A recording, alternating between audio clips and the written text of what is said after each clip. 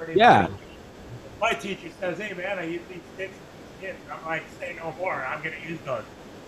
that's the same thing I would say. I was saying, like I endorse a lot of the companies that are, I endorse Aquarian drum heads, and I don't know, like Ahead Armor Cases, Big Bang Distribution, like those companies are like big players in the drum world, and it's like, not, it's just it's stupid on their part, and it doesn't matter. They're like, you have to pay for your membership, so it's like, are you guys going to say no to money? Right. And then after, when COVID hit, they were like begging you to like sign up for your membership again. They're Right. acting like there's so many benefits, but there's the only benefit for me is going to NAMM show, and that's barely a benefit. Right. So I'm Maybe like, I should just go out back in the woods and cut down some trees and whittle some drumsticks and put them on a Shopify page and say I make handmade custom drums. yeah, that's different. They want you to buy a booth, so they were trying to get me like.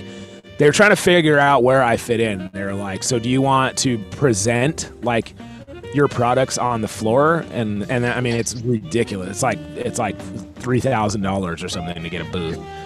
And I'm like, no, I just want to go. And they're like, well, it's not open to the public. And I'm like, yeah, I know, but like, I have a business license, and I have like, like I have a brick and mortar kind of place, like I don't know what. Well, if you use or sell our stuff, like the NAMM show companies, like associated with NAMM show, like then that's how we can get you in. I mean, do you sell anything on the podcast? I'm like, oh my gosh, why do I have to jump through hoops? It's so typical for me, like you got like Eric Moore just walking around like gloating. So, yeah, because there's always there's artists loaded at NAMM, right? Like artists just get to go if they're endorsed. They get in through their companies, like Yeah. so, like that. Like Eric Moore probably gets in from Aquarian or like, Pasty or something. There's nothing but, like when you walk around NAMM show, there's nothing but musicians and artists. It's like, I don't know, unless you go downstairs and see like people, like there is some businessmen that are like really handling business that are like music merchants, but it's Right. I would say it's like 80% just, or like 75% just musicians that are hanging out. Yeah. I know. I'd like to just go see Tosin Abasi, just like doing like 8-string sweep picking. Like, hey, look at my new guitar. Yeah, it's seriously like how it is, dude. Like Animals as Leaders played last year, and like they played outside free. It was just like, Really? yeah. I've seen him at least twice at NAMM show for free. That's sick. It's like I really would just go for the after parties. Like I would go and hang out during the day, and then I would the after party concerts were great, man. It was just like, but last year was a little weird. It's starting to get stale. Like you guys have heard me talk about it on this on Chops and Coffee. It's starting to get like there needs to be a thing for musicians and not for whatever it is that they're trying to do. It's just so outdated. So outdated. Maybe you could organize it with Drum Brigade. Like, No, I mean, don't think it hasn't crossed my mind, I encourage you, dude. I'd fly out for it. I just don't know really, like, because the NAMM headquarters is right here in Carlsbad. Like, it's like 15 minutes from me. And I know a few people there, and then it was years ago when I was teaching Joe's son, but I still have his number, and I thought about cold calling him. Like, listen, man, like we need to revamp this whole idea. Like, let me revamp your multi-million-dollar, company, and I don't know anything about business. Like, it's like, how can I do that? But Man, I think I'm a little bit of a like disconnected visionary about stuff, but like you're at Drum Brigade. There's a lot of drummers out there. You already brought us together all over the place. Like, you could organize something that's maybe just drum focused. I would like to do more, man. I have reached out before with them and tried to get like in, promotion with my, I'm a member. I'm trying to, help my business. This is what it's for. It's a community for other businesses, but it didn't really go anywhere.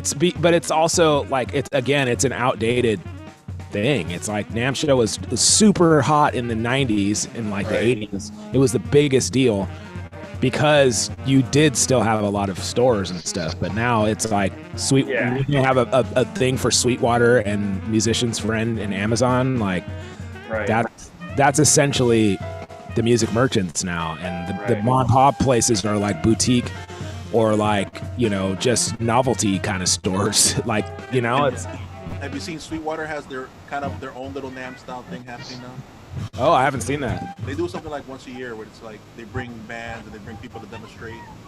Cool. It's like, you know, like they do videos now, but they make like a big festival out of it. Oh, it's cool. Kind of like a NAMM thing that they're doing, but online. Yeah, there needs to be a new thing that's just an artist. Like, they need to take the best parts of NAMM show, all the performance and demo stuff and after party concerts, and do it somehow, you know, make it a paid event. A lot of artists and people would pay to come in, you know, but yeah, $50 ticket or something. Just call it MANN, M-A-N-N.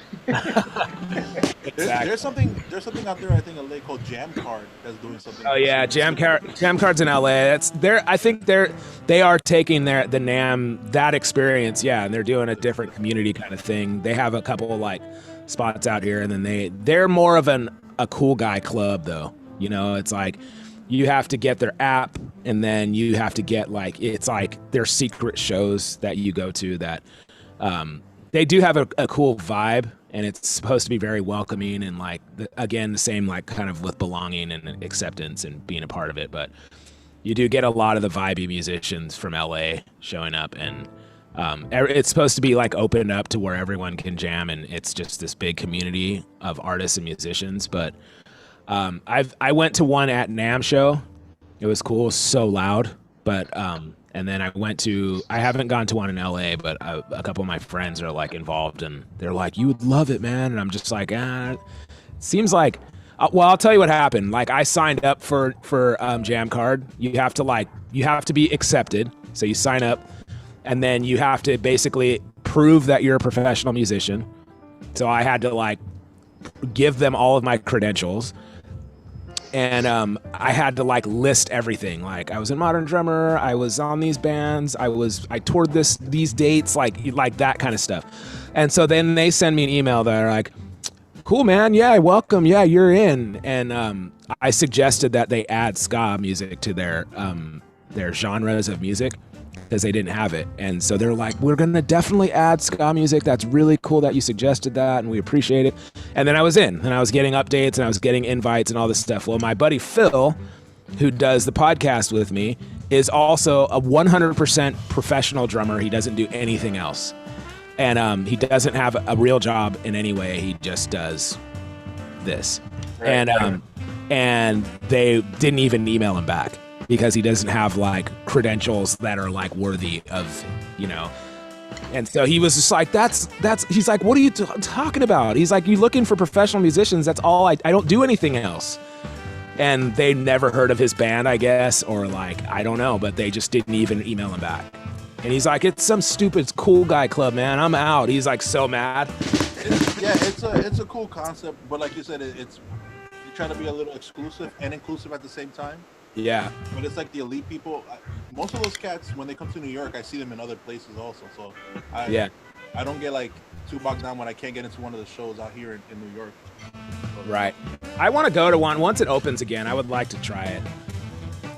I think I've seen a video of that or something. Maybe, I don't know if it was a YouTube or like a reel or whatever. I've heard stories though of like a couple of my friends went. One of my friends, like a guitar player here, he's actually a solid guitar player too, and he was playing, and like it got so aggressive with like guys wanting to jump in and jam that like in the middle of his playing, somebody just unplugged his guitar and plugged it in theirs and started playing. It's like that kind of mentality where like dudes will like get you off the drums, and like, you know, I hate that. I can't handle that, you know. Yeah, it's not that fun, really. Yeah, it's like that's the perfect thing where it's like, he's not on the level. Get rid of this guy, you know. That's how that shed was that I went to last 2 weeks ago. All right, we better get started before we just talk about NAMM show and Jam Card all night or all day. So I have okay, this might be hard for me, but I'm gonna take a turn here. So let's do a doubles warm up. So this doubles warm up, we'll do this really slow because it's hard to do fast. But we're gonna do like 4 measures of these doubles, right? So the first measure is piano, so very quiet. All right. And we can do these. I'm wondering, we should do these as 8th notes. So yeah. So like 1 and 2 and 3 and 4. And then we're going to accent the first of each hand. So 1 and 2 and 3 and 4. And then we're going to accent, next measure, we're going to accent the second of each note. So 1 and 2 and 3 and 4. And then the last measure, we're going to go forte, doubles. 1 and 2 and 3 and 4. Okay. So first measure, piano. Or 1 and 2 and 3 and 4. And then next measure, accenting the first. Then accenting the second, 1 and 2 and 3, or offbeats, 1 and 2 and 3 and 4, and then full piano, 1 and 2 and 3 and 4. Okay, let's see if I can do this. This is I just brought this up. I used to do this one all the time. And we'll try this. Let's try this like really slow. This is 80. Let's try it at 70 first. Okay, here we go. This is a really good one if you can get it fast, but it really helps your control. All right, here we go. 1, 2, ready, piano first. Accenting the first. Second. Forte.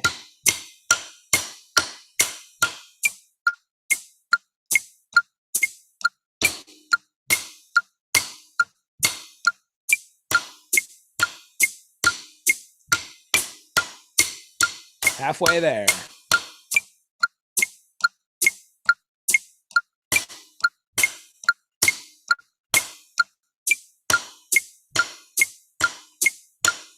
Ah.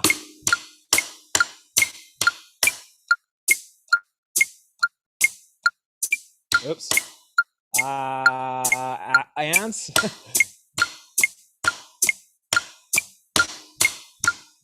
Okay, piano. On. Off. And forte.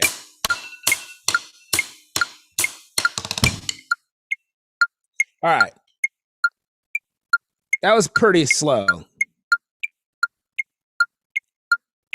I don't know if I can do it. Yeah, I can do it this fast. All right, let's try it. 1, 2, ready, piano.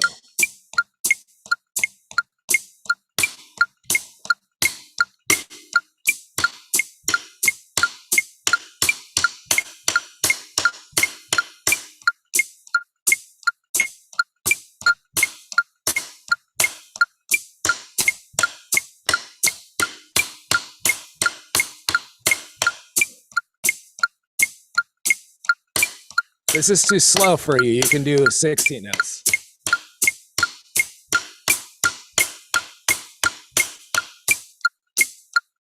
Halfway. Ah.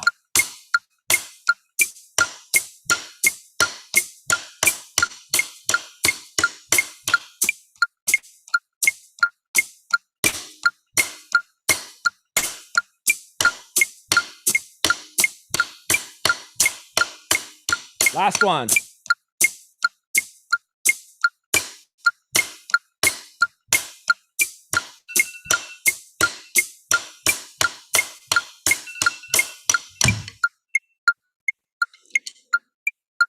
Why is that hard? It doesn't make any sense. It's hard to get your head around it, the concept of it. That's especially the offbeats. But the more you speed this up, the more it's forcing you to have control of your hands. Right.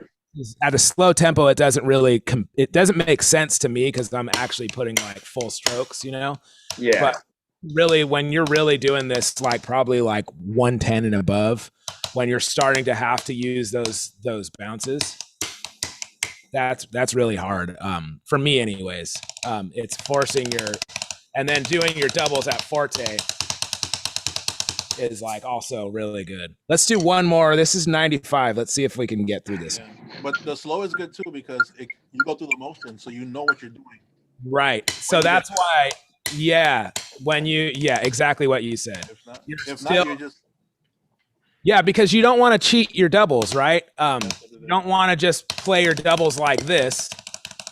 You know, you want to play your doubles like actual strokes. So so it's good to have that thing. Let's go in more here.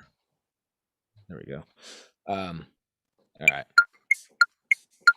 Here we go. 1, 2, piano.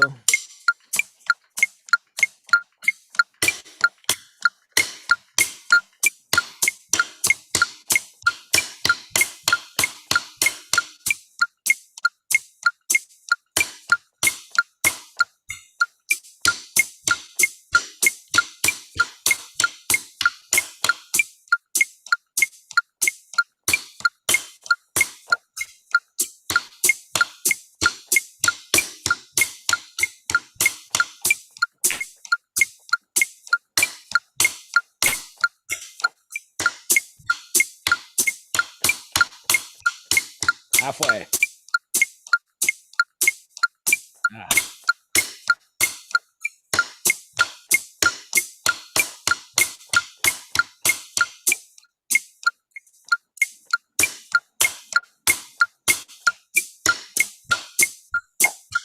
Last one here. Sorry. I told you last one when we were halfway through. That was good. I think it looks like everyone is dialed on this. Let's go one more. Okay. Started off really, really slow. Oops. All right. One more. Here we go. Woo! Let me get rid of my wedding ring here. 1, 2, piano.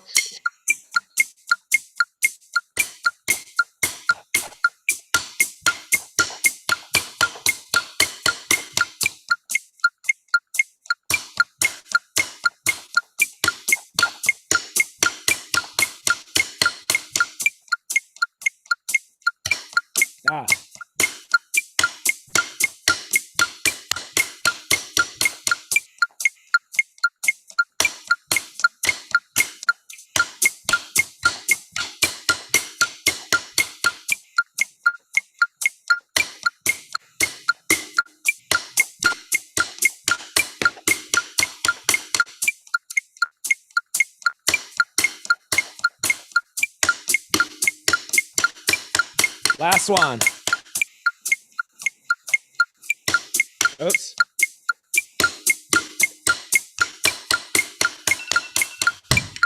I skipped the on beat one. That wasn't bad. It's not getting easier, but all right, cool. Let's stick with that kind of double-y thing. Let's do this 5-stroke, 7-stroke exercise. Let me find it here.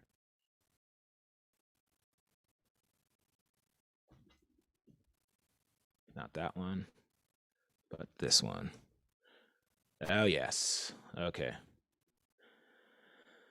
This is another one similar to the one that we did last week, but this one can be used as a cool drum fill. So this one, I don't know if you guys remember this one, but it's let me make it bigger. There we go. So it's a 5-stroke, but it's reversed. So it's right, left, left, right, left. So that's the first grouping. 1, starting with your right, ending with your left, and then reversing that. So when you hit your left, ending with your right. So that gets us all the way up to this. So it's a reversed 5-stroke. All right. So right, left, left, right, right, left, right, right, left, left, left, right, left, left, right, right, left, right, right, left, left. And then you have a 7-stroke here. Kind of. It's reversed though. So that just loops us around. You're just doing another diddle on the last note. Right, left, left, right, right, left, left, right. So it sounds like this. Oops.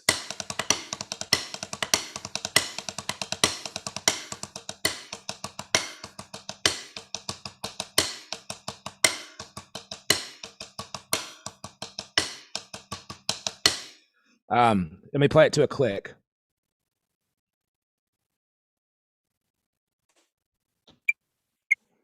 So let me slow that down.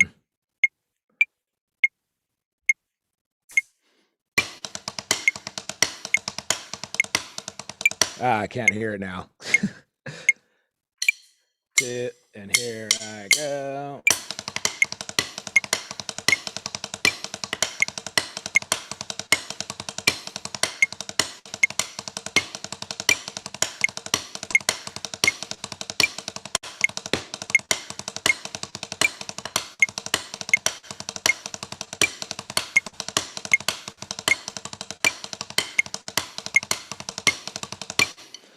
A little bit slower. Oh man, can I do this?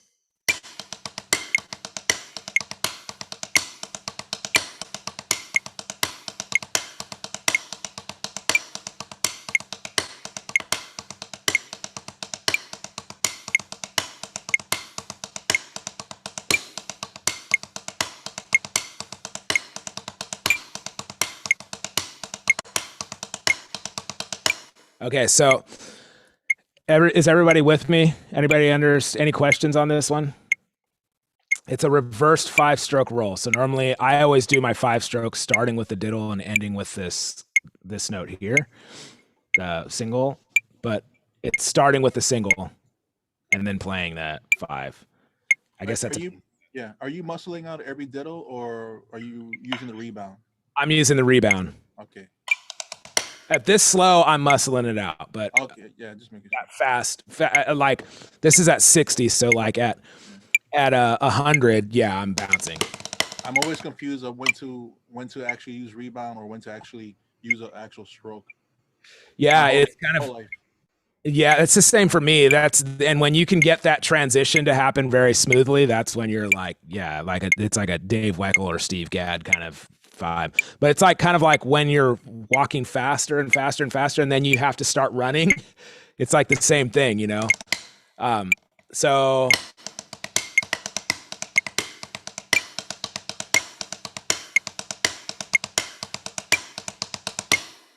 all right. I do this thing with this, not this particular exercise, but where I just diddle everything. All the 16ths are diddles with the same accent pattern, and it just sounds like you're playing triplets with diddles the whole time. So wait, what do you mean? So the accent notes diddle too? Yep, just diddle everything and keep the accents where they are. I do not know how to do that. I'm stuck on this playing single notes for that. I know. Now for me, it's like now I have to take the diddles out. It's weird when you get. Can you hear it from me? It's so you're doing. Yes. Okay. That's what you're doing. That's what you're talking about, right? Yeah. It does have that little that triplet little like. Yeah, I don't know if you get. Okay. See, it doesn't feel like triplets to me. I'm just I don't understand triplets. Yeah, maybe it does. Yeah. I see. Yeah. Yeah, it does feel like triplets now that you mentioned it. I think I just want everything to be triplets all the time. So I'm always like, yeah, that's triplets. Yeah, it feels like it until you get to this one right here. Then right. That throws it off. Yeah. Okay. But anyways, all right, let's do it. All right. Yeah. No worries. Everybody cool with this tempo? You guys want to do it faster? It seems like we got a group of guys that can play all this stuff easily. So we can do it a little faster if you guys want. Here, let's go to 70. I'm like slowing everything really down when you guys are like, we could just double the whole thing. All right, here we go. Sorry. I'm not listening. Here we go. 1, 2, here we go.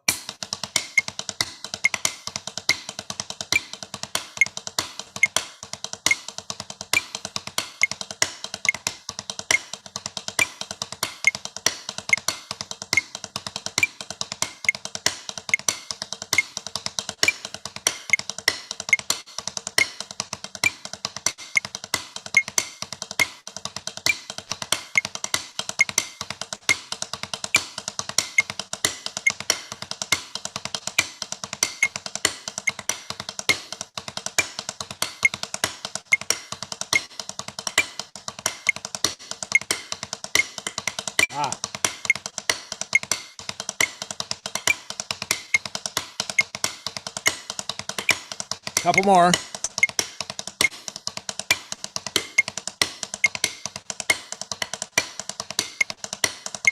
Last one.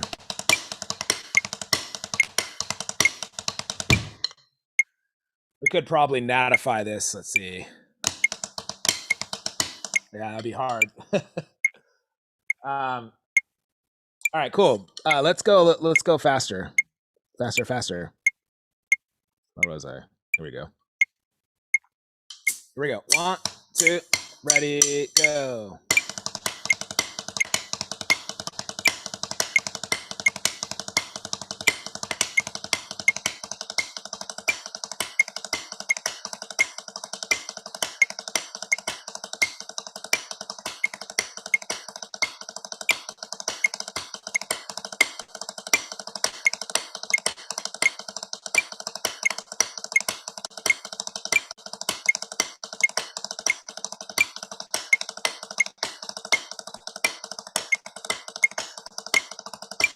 Halfway.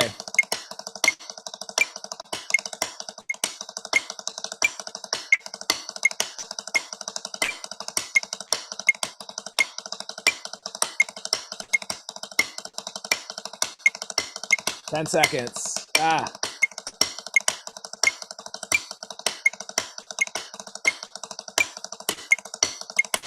Last one.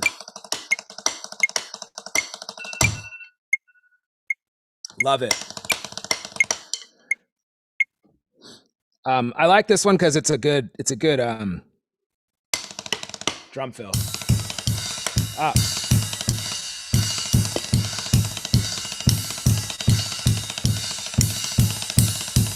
You know, that kind of thing. Let's do one more. Yeah, that's really cool if you're driving either quarter notes on the bass drum or the hi-hat, because it doesn't match up with every. It only matches up with the first and the last, right? Yeah, it's a weird. I can't do the hi-hat, keeping the hi-hat, so the band will have to keep their own tempo, but they'll know that when I land on the beat. All right, here we go. 1, 2, ready, go.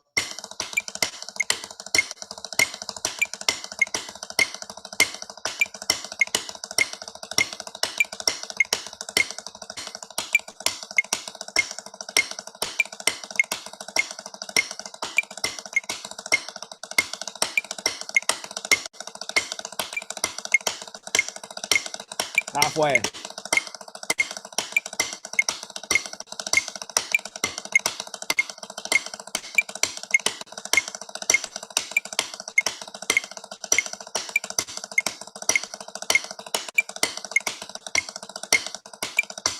Ten seconds.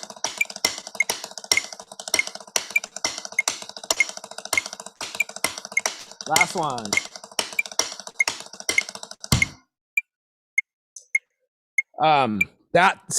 There I'm definitely using rebound. I'm not like muscling out that one. Very cool. So with Brennan, I've been using let's see, let's get rid of this. We've been working on the 6-stroke. Brian, this is in the on the Patreon too. There's 4 lessons for this. I call it 6-stroke madness. I saw the recent one. Yeah. So it's yeah, it's nothing really. It's just here, let me share it. So I won't go through all of them, but it's showing you how to play a 6-stroke. I do it like on this. I'm realizing that a lot of my tempos are off. Like I'm starting too fast for somebody who's just learning how to play the 6-stroke. But there we go. So 6-stroke madness. This is all with the 6-stroke pattern: right, left, left, right, right, left. But we started off as like 8th notes, 16th notes, like. Even though I don't think anybody plays a 6-stroke really like that.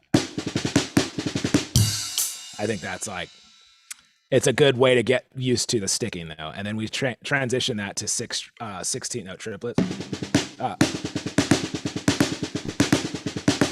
I didn't really write it as with, like these are ghost notes. They're just, those are supposed to be your diddles. And then the accented notes are supposed to be, you know. Anyways, so we have 8th notes, 8th note triplets, I mean, to get you used to playing that pattern. And then like a half of a measure drum fill, 1, 2. All right, then it doubles, 16 notes, 2. All right, well, anyways, what I'm trying to get at is this thing right here.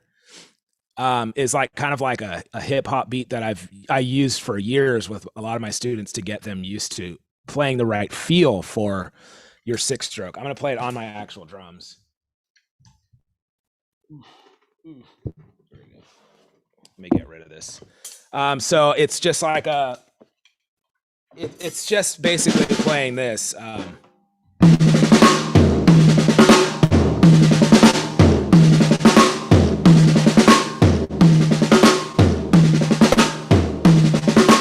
And you can put a kick drum in there too if you want on the beat, like right here, doom, doom, doom. You know, like you can't hear it because it has a pad on it. So, anyways, to get that Motown feel, the opening drum fill, like 1, 2, you know, it's hard to get the feel of that, in my opinion, because you don't want. You know, like you want it to kind of swing. You want that 6-stroke or 16th note triplet vibe. So, and then I also like kind of pretend that there's a crescendo, even though it's not written in. It's implied. It has that feeling of it to it. So.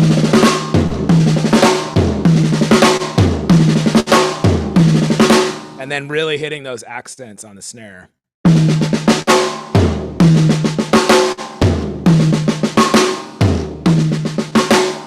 If you're playing these like diddles here, really kind of almost ghosting these diddles until you get to this accent that has a nice feel to it.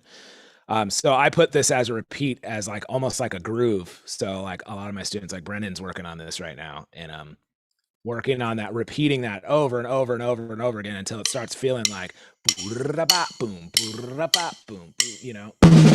So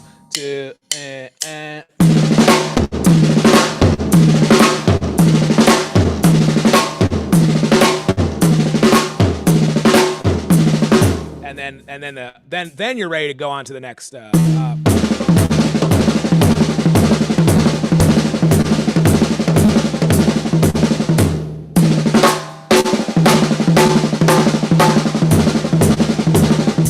Those 6-strokes are my favorite, man.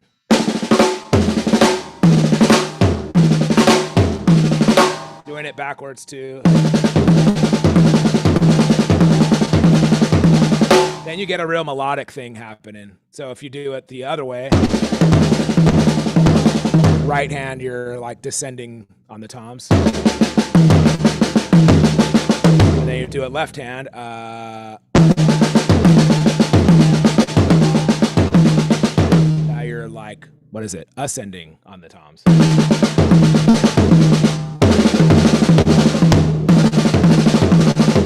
Yeah, anyways. Some chop ideas. I'm a big, I mean, this is like my favorite drum fill, or my favorite rudiment to use around the kit. that and 5-strokes. So that's a timeless one. That's a timeless. Yeah, it's a timeless. This thing right here is like just the jazz lick of, you know, or on the cymbal, you know. So, but then there's so many ways that you can open this up to new, you know, putting your left hand like still accenting that snare. Or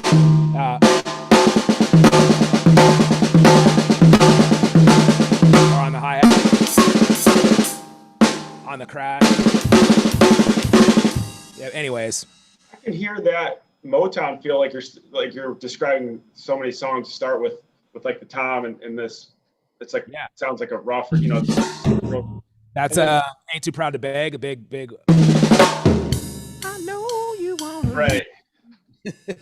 And then a ton of reggae songs start with something similar, but it's not the same feel. It's like, it's, you know, I mean, you're a reggae drummer, so you know. Yeah, so I use this 6-stroke a lot in ska music, but I use more of like a drag kind of thing in like reggae. So that would be like almost like the grandpa pattern. What was that?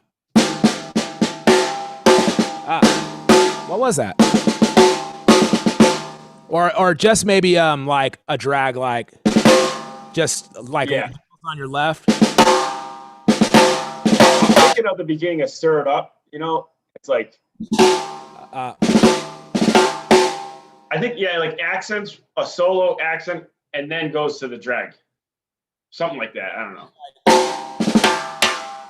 Yeah, something like that. So it's still, I would do that. I wouldn't do a full, I would do,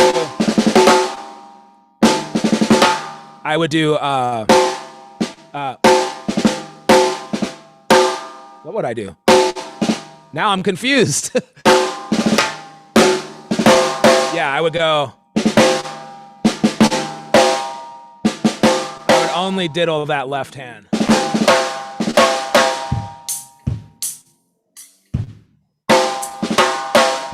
Anyways, because they, like, you got to think, like, I mean, okay, so Carlton Barrett, the drummer for like a lot of the later Bob Marley stuff, really tight snare, those fast rolls, all that stuff. He definitely had like some incredible hands, and he used them in a different way. But a lot of the Jamaican drummers did not have those hands, so they were faking their way through a lot of these rudiments and rolls and stuff, and they were just playing the feel. So they weren't doing like a complete, you know, 5-stroke. Carlton Barrett was, but like they most of the time were just doing like a drag on their left and that kind of thing. A drag. Right, they were getting the feel right, but they didn't care about the technical, you know. Right. So when you hear a drummer that like now modern day, like, you know, Cali reggae and all that stuff, those dudes do full on cool, like 9 strokes, 7 strokes, 5 strokes, all that stuff. But when you hear the real Jamaicans, like the pocket is so deep and like, and the creativity is really cool because it's like anything really goes for like drum fills and stuff, but it's not really like highly skilled as far as like this dude is like trained, like a jazz trained drummer playing. When you hear drummers like that play reggae, it's like it loses all the feel, you know? So yeah. That stuff is really, really, really hard to the later Bob Marley stuff is really hard to mimic, man. That drummer is, first of all, the sound of his drums. Like he always had like a clear, like a tom head on his snare. Oh, really? Yeah. The pocket's so deep. You can't even get to the bottom of it. I have some like cheap snares over here that I'm like, oh, I should try to just put like a tom head, like a clear tom head on and crank it as hard as I can and see like how close I can get to that sound, you know? Right. Yeah. It's a sound for sure. Yeah. You can play it right. I mean, close to right, but if you don't have the sound, it's never going to. I was on a session one time, and this was like when I thought I was just like one of the dopest dudes playing reggae. You know, I never really thought that, but you know, but you know what I mean? Like I was definitely like, I know how to play this music, like, you know, and I went into this Jamaican studio, man, like in LA, and it was like the realest, you know, just like everyone in there is pure Jamaican, and we're recording for something. I don't even remember what I was recording for, and they were like, yeah, they were stoked, like, yeah, the drummer's good, like just watch him, you know, or whatever. But then there was like a fill, maybe it's a rehearsal, but anyways, there was a fill that I wasn't getting, and the engineer was like, yeah, man, you just got to play it like this, you know, and he was like full on thick Jamaican accent, you know, and I'm like, I don't know, man. I thought that's what I was doing. He's like, no, man. Like he comes in and he's just like, it's like this. And then he plays it on the drums. And I'm like it's, I mean, he just like, he could just hit my tom and it was like, oh my God, that's Jamaican. That's like, I don't know how we're playing the same drums and how they sound so different, but he just had that feel and the sound. Like, I mean, and he was also a drummer, obviously, but the way that he played was just like, oh, like, and I remember I asked him for lessons after. I said, can I take some lessons? He's like, you're good drummy. I'm like, no, like I need that sound. Like I need what you have, you know? And he's just like, he wouldn't do it, but it was just like, oh man, so good. So good. When you get a real Jamaican playing that stuff, it's like, dude, I don't care how long you've been playing the music. You don't sound like that, you know? Something about eating like jerk chicken and fish with the heads on it with super hot spicy sauce and black beans or red beans. Like, oh man, good food. It's good food. Yep. So all right, guys, that's let's shop some coffee. Feeling a lot more feeling a lot more motivated today. I got a big week of activity, just work wise. Nothing special, just I have to catch up on some work. And so I took last night off, actually played some video games. I haven't played video games in probably a year. And like I was like, I'm not doing nothing. I'm done. Tired. And like hung out and then I was like, I'm just trying to wrap my head around my Monday. Monday is my worst day because it's just like I'm swamped until like 10 o'clock at night. And I woke up today like, yeah, let's go. I'm ready. So it's good. More motivated than you. You could tell I'm more motivated because I'm talking way more than like, you know, like we spent the whole like first 20 minutes not warming up, just talking about NAMM show. It's fun though. Yeah, and like we're canceling the podcast today, so today would be a good day for me to just rant on stuff. Yeah. Yeah. Yeah. Well, is that all of us? Because sometimes there's more of us than what I can see on my screen. There's just four of us in you. All of us today. Like I like this group too, man. It's you know, like Friday was pretty packed house, which is good. Yeah. This is I like the variety too. Like when we, you know, there's different variations of the groups that show up, and you know, it's kind of like the vibe. It's always a good vibe, and everybody brings something different. But you know, this is like a good balance of open-minded dudes that, you know, are like willing to try anything and not like, you know, try to teach you how to do it, or, you know, I don't know, you know what I mean? Yeah, well, I get so into it, like when we have discussions, because it's just cool to hear your and everybody else's that plays professionally, you know, because I've never been a professional drummer. So I'm always interested to hear like about the gigging, and you know, it's just cool it's like hanging out with a bunch of drummers, and I don't get to do that. And then I'm like, wait, am I talking to, like, after we get done, I'm like, oh, am I like dominating the whole thing with questions? I don't, nah. The only one who dominates the conversations is Nat, dude.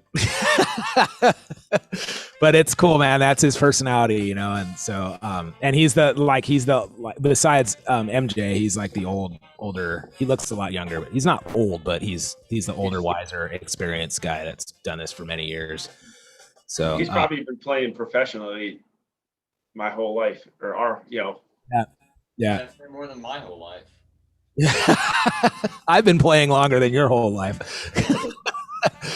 Yeah, it's cool though. It's, you know, it's a different dynamic, and it's I love what everybody brings. I love the discussions. I love when people like bring I love the questions. Like that's one of the best things about this. That makes me like, because I don't like, I'm really most passionate about, I don't want anybody to feel like they're left behind or like we're doing something that they don't understand. And so that's kind of part of the reason why I did the Patreon thing too, is because I want people, like I'll cover some of the stuff that we do in Chops and Coffee, and the idea was to like really break down that stuff so people can really understand and then get it a little clearly. Right. But like I had a lesson with Jason last week, and we went over a couple things so that he can be like clear on what we're doing. And it was like, that's what we needed. I just don't want anybody to feel like, oh man, this is over my head. Like I at least want like some stuff to challenge some guys and some stuff to like be easy for some guys, you know, like that's why I always try to start with something that's really easy, that even if you're working on it, you'll be able to play, you know, you'll be able to. Yeah, I think you're doing a great job of it. For me, this is just it's fun. It's like a hangout and playing. It's like combining just hanging out and playing, you know? Yeah. I think I missed it last week. Like, because my chiropractor keeps scheduling damn appointments around this time. It's all good, man. That's actually what I was gonna ask you guys is like I'm 48, so I'm pretty old. And I did not know that, man. That's cool. You look great for 48.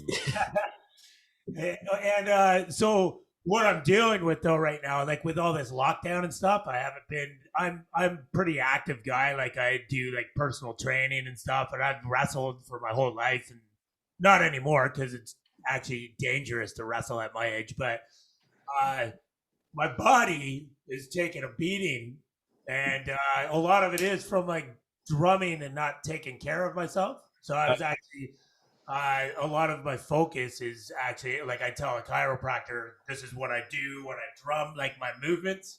Yeah. So I've been kind of focusing on that lately, like, because I have a pretty bad posture. So and the whole floor tom thing, like I know a lot of people start putting a floor tom there, but I hate it. Can't stand it. Oh, no, yeah. Now, this second floor tom's a little bit of a backbreaker for me sometimes. I'm just kind of focusing on that, so I was interested if there's anything that you guys do to prevent injury and stuff like that. My hands are kind of old and stuff. I'm horrible with that, man. Like I think the first person that came to mind though was Virgil Donati. He looks a lot younger than he actually is. I think he's in his 60s, and he's extremely fit. And he's a dude that he's one of those guys that practices 8 hours a day and plays 8 hours, but he has completely proper form, you know, and he's very, you know, like he's ripped, but he does these like really fast triplet things, like in between his tom, you know, he's kind of moving this direction, like where his whole body is moving, not just his hands. And if you watch any of his videos, you'll see he has this perfect technique, where even before, like in the 90s, he had toms like where his cymbals are, so he would like go like do these big tom rolls like the same way, so where his hands are moving like this fast, but they're still in the same position, so when he moves over here, they're still like in the same position, right? And that's actually what I wanted to like. I don't think there's anything too easy, like what you guys talk about. Like honestly, because of that, like I'm literally, like I love, like actually it was cool that the 3 or 4 5s into a 7. Yeah, that's so like, why didn't I think of that? It's almost like so obvious, because I'm trying to think of how to put 5-stroke rolls into like over 4/4. And you know, it's weird. It's just add a 7 on the end, and it's like I don't get it, but. Yeah, like just even the single strokes and all that, just learning.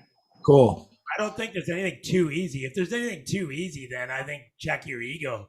Yeah, so that's that. I'm happy to hear that, because I'm like, I don't know, you know, there's Well, we pretty much established that at the first couple ones that we went to that we did, and we were trying to I was trying to bring in other guys, and like Tosh did one, and Tosh is obviously is a great drummer. I think this is before you started coming, Daryl, but he's an incredible drummer, but he's very young, and he had like a couple things wrong. Like he was like, all right, this is 8th notes and 16th notes, and it was like 16th notes and 32nd notes, and he just had like one warm up for us, and it was pretty easy. And there's like a couple older guys that were just like telling him how to do it because he was a young kid, and they were like, "This is wrong." Like they never came back. And I was like, "Dude, don't let the door hit you. Beat it. Like you're not. This isn't for you. This isn't your thing. Obviously, if you want to come in here and try to take over, or you want to come in here and tell everybody that they're doing anything wrong, or you want to stretch everybody so thin just to prove that you're the alpha in the room, this isn't your thing, man." Right. This is like, I hate that. I hate. And there's a couple guys where I was like, is this what they're doing? Because I don't have a problem asking somebody to just not come back, or just like, maybe, like, hey, so that's why a couple of times you've heard me like reiterate what this actually is. And it's not about pushing everybody to their limit so that, you can prove how fast you are or how great you are. I don't care. Like, I already accept that you're a great drummer. Like, I already accept that, So, that's why I don't get weird, but I start getting in my head about like when teachers come in or like other pro drummers where I'm like, okay, like I just want to establish with you what this actually is. Like, I love the feedback. I love, what you guys, everybody brings, but don't come in here and try to, it's not going to be for everyone. Don't come in here and try to like take over and prove that you're the alpha male here. Right. Alpha Male Club. This is like a warm up for everybody, Well, that's one of the things that I love. It's like I get to hang out with all you guys. You're all over the North America and stuff, and I'm fine with not being even remotely close to the best drummer in here. Like I could be at the bottom of the list. I'm not. It's not a competition, but like where I am, I'm a pretty good drummer because there's like nobody around. So I'm like, yeah, But in LA or San Diego, it's like it's stacked. It's like there's, I don't know about New York, Jeff's loaded. There's tons of good drummers. That's where Daryl's near Toronto, right? Yeah. Anytime you're in a big city, there's going to be musicians everywhere. And the best thing said to me, because I'm kind of the opposite of that. In my whole life, I've always kind of put myself down because I hate being the guy that can, I don't know what it is. It's a weird psychological thing where it's like I hurt other people's feelings by being better than them. So I always like, it's hard for me to admit that I'm good at something. And same for me. And so one guy was taking lessons off of Jeremy Kleinens, actually. I don't know. He's in Canada. He's pretty busy, but I don't know if you guys know him down there. He's busy. But he said, dude, man, like you can rock a room. Like, so just know that. Like, you can rock a room. Maybe you're not doing behind it all. Nobody cares. Nobody cares how fast your singles are, how technical you are. When you get behind that drum kit, you're with a band. I've seen you, man. You rock a room. Like, you rock a room. So just be confident in that. Yeah. That's something that took me. We're talking years and years and years, and like not until recently, that I've had to like overcome. Where as soon as there's another drummer in the room, I shrink back, and I suddenly. It's not only like I mentally can't play. It's like I physically can't even bring myself to like do what I know how to do. Right. I know what you mean.